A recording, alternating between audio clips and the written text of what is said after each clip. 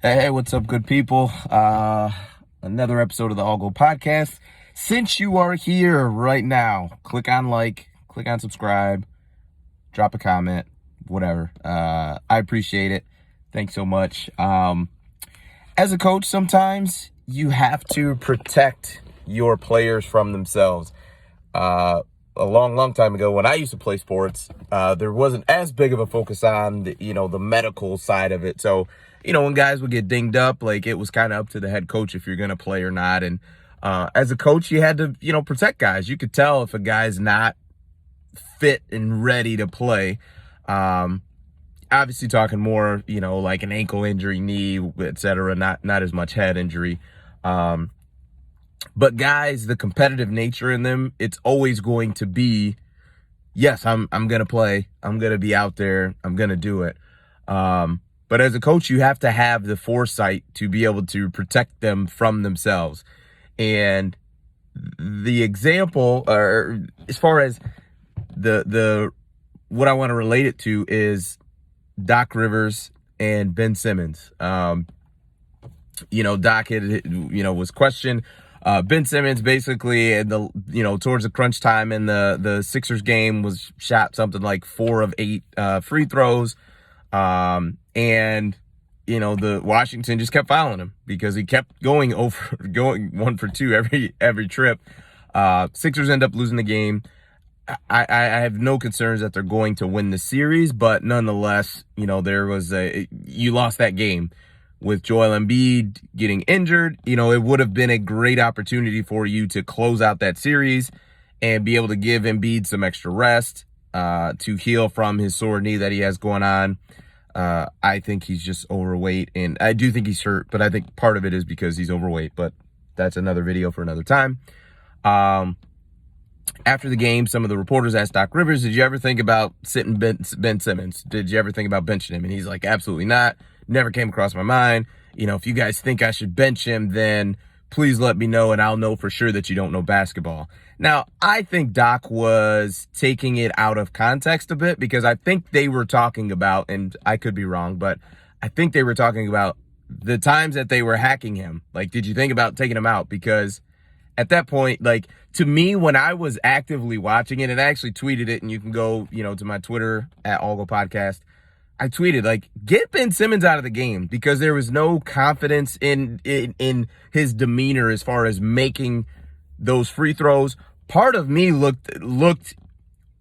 to me looked as if he was looking towards the bench to get pulled out, because I'm missing all these free throws. What's going on?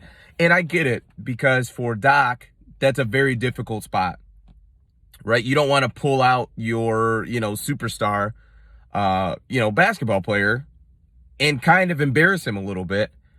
But the flip side of that is you left him in there and also still kind of embarrassed him a little bit. To me, I don't understand.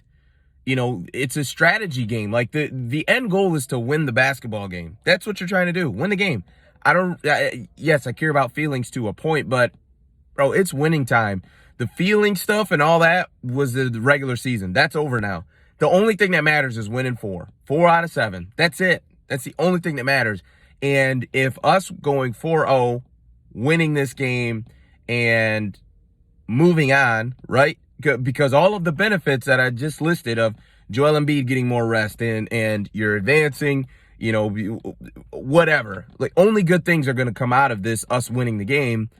You got to do what you got to do to have him, to sit him out. Because if you're not performing, you got to sit. That's just kind of life.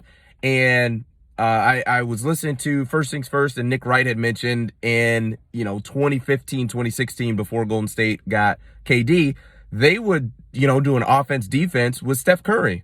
So if a guy who has won an MVP, and I believe that season was his unanimous MVP, like his second one, if he can be pulled out for, offense defense situation, why can't Ben Simmons? Is he beyond reproach? Has he won some type of championship title, anything that I guess the world is unaware of, that he can't be subbed out of a game? To me, it just seems silly. And obviously, like I said, I don't think it's going to have any impact on this series. But really? Sorry, Siri just decided to jump in. Okay, cool. At some point, this is going to be an issue because I can think of a series down the road of you're either going to play Milwaukee or the Nets. And if they know you have this type of deficiency, because I would argue, I think the Nets, are better than Philly. And I think it's pretty close with the Bucks, depending on who's playing better. But nonetheless, you can't afford to have this type of deficiency on the court. Like, you just can't afford that, especially when you're talking, I believe you can do it anywhere from the last 5 minutes to the game till there's 2 minutes left. So within 3 minutes, I think Ben Simmons had to shoot 8 free throws and missed 4 of them. So I just think for Doc Rivers, and he got really defensive and upset about it, and just like, people don't act like, they don't know what Ben Simmons does for this team. And it's not even that. It's just he wasn't performing well. And it's funny to me that when you call coaches on certain things, if they get really upset and mad about them, it usually means that they were wrong. Because you think about how Ty Lue responded to the Clippers tanking. He's like, oh, well, we chose health, blah, blah, blah. No, you were tanking those last 2 games. You were tanking. You can say what you want. And same thing here with Doc Rivers, getting all upset. Like, I didn't think that question was out of bounds by any stretch of the imagination. He's not performing. You kept him on the floor. Why not put in a better free throw shooter? I don't think that's crazy to do. But anywho, appreciate it. And also, we got the Lakers Phoenix Game 5 tonight. We'll see what happens. Quick blurb on that. I think LeBron's going to go nuclear. I'm expecting like a 40, 10, and 10 game, and the Lakers to pull out that game. So we'll see what happens. But thanks for sticking around. Appreciate it. Peace.